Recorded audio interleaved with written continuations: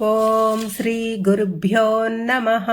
ఓం శ్రీ గణేశాయ నమః. ఓం శ్రీ త్రిపుర సుందర్యై నమః. ఓం శ్రీ లలితా సహస్రనామార్ధచంద్రిక. 89వ నామం మూలకూటత్రయ కళేభర. అంటే ఆ తల్లి ఆపాదమస్తకము 3 కూటములు గల మంత్రస్వరూపిణి. మూల మంత్రములోని 3 కూటములను తన సూక్ష్మ శరీరముగా కలిగినది.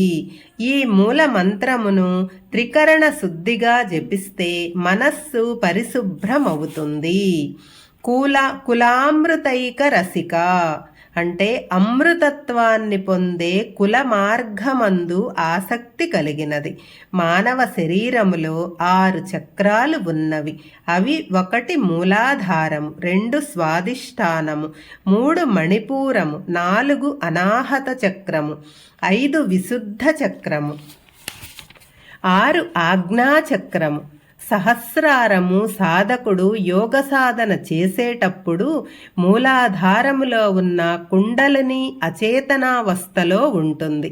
సాధకుడు యోగ సాధన ద్వారా కుండలిని మేల్కొలిపి మూలాధారము నుంచి 6 చక్రములను ఛేదించి సహస్రారములో ఉన్న శివునిలో శక్తి చేరి అమృతత్వము పొందుట అని అర్థము. కుల సంకేత పాలిని. కులము అంటే ఆచారం. ఒక్కొక్క ప్రాంతం వారు అమ్మవారి ఉపాసన చేయటంలో ఒక్కొక్క ఆచారము పాటిస్తారు. ఎవరు ఏ మార్గంలో ఉపాసన చేసినా ఆ తల్లి వారిని కరుణిస్తుంది.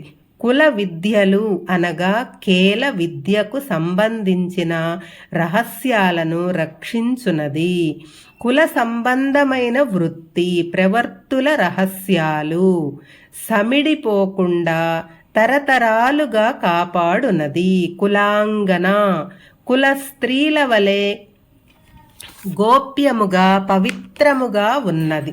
శ్రీ విద్యను అతి పవిత్రమైన భావముతో మాతృస్వరూపిణిగా ఆరాధించాలి. శ్రీచక్రంలో ఉండే స్థావరాన్ని కులము అంటారు. అది ఆమె నివాసం. కాళికాదేవి బీజాక్షరం క్రీం. రామకృష్ణ పరమహంస కాళికాదేవిని ఉపాసించారు. కాళీ ఉపాసనలో పరిపూర్ణంగా ఉపాసన ఉంటే పూర్ణ ఫలం దక్కుతుంది. కులాంతస్థ షట్చక్ర సాధనలో చివరి చక్రమైన సహస్రారంలో గోచరించే ఆ తల్లి కులాంతస్థ కుల విద్యలందు తెలియబడినది. మూలాధార చక్రమందు అంతస్తములను తెలుపు అక్షరములచే ధ్యానింపబడినది. కౌలిని కౌలిని ఏ రీతిలో పూజ చేసినా ఆ రూపంలో సాక్షాత్కరిస్తుంది. ఆమె అన్నిటి నుంచి ఉన్న కౌలిని. కుల చక్రాలలోనే నిలిచి ఉన్న కౌలిని ప్రతి వారికి వారి వారి కులదేవతలు ఉంటారు. ఆ కులదేవతల రూపంలో ఆరాధింపబడుతుంది. కౌలాచారులు మూలాధార శక్తికి ప్రాధాన్యమిస్తారు. కులయోగిని సాధన చేసేవారిని కులయోగులు అంటారు. జీవులందరూ వేరువేరు కులాలుగా వైవిధ్యముగా ఉన్నప్పటికీ అన్నింటినీ ప్రాణసూత్రములో జీవులుగా యోగించిన దేవతా స్వరూపిణి. అకుల ఎవరు ఏ ఆచారంలో గాని పద్ధతిలో గాని పూజ చేసిన వారిని కరుణతో చూసే ఆ జగన్మాత షట్చక్రాలను భేదన చేసుకొని శివునిలో ప్రత్యక్షమైపోయిన ఆ తల్లిని అకులా అని కీర్తించారు. అన్ని కులములకు ఒకే దృష్టితో చూచునది. సమయాంతస్థ హృదయాకాశమునందే శ్రీచక్రార్చన చేసి పూజింపబడుము. సమయాచారము సమయాంతస్థ అయిన ఆ తల్లి స్వరూపమయాచారాలలో నిండి ఉన్నది. కౌలాచారాన్ని పాటించే వారిలాగానే సమయాచారాలను పాటించేవారు ఉంటారు. ఈ సమయాచారులు ఆరాధించే కుండలినీ యోగ దేవతను సమయ అంటారు. మనలోనే ఉండే అవసరమైన సమయాల్లో మన చేత కావలసిన పనులు చేయించేది. సమయాచార తత్పర, సమయాచారములను అన్నింటినీ చక్కగా ఆచరింపచేయుటలో నిమగ్నురాలై ఉంటుంది ఆ తల్లి. ఈ సమయాచారంలో అంతర్ముఖ ధ్యానము, దీక్ష, శ్రద్ధ, ఏకాగ్రత ప్రాధాన్యము వహిస్తాయి. ఈ సమయాచారంలో వశిష్ఠ, సుఖ, సనత్కుమార, సనక సనందులు ఆ సమయాదేవతను ఆరాధించేవారు. మూలాధారైక నిలయ, మూలాధార చక్రమే తన నివాస స్థానముగా కలది.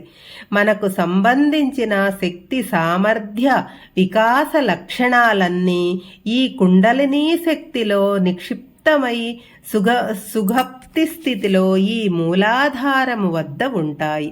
కుండలినీ శక్తికి ఈ మూలాధారం నివాస స్థానమై అవుతుంది.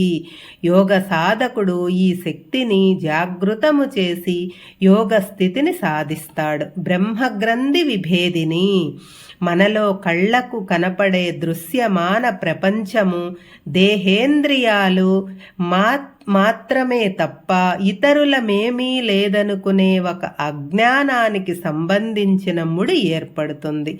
ఈ ముడి యొక్క స్వరూపమే బ్రహ్మగ్రంథి. మనలో అజ్ఞాత పాతాళ శక్తులుగా పనిచేసే ఆ అసంకల్పిత ప్రతీకార చర్యలను ప్రేరేపించున్నది. సాధకునిలో సాధన వలన ఎప్పుడూ సిద్ధంగా ఉండేలా మార్పు చెందే శక్తి కలది.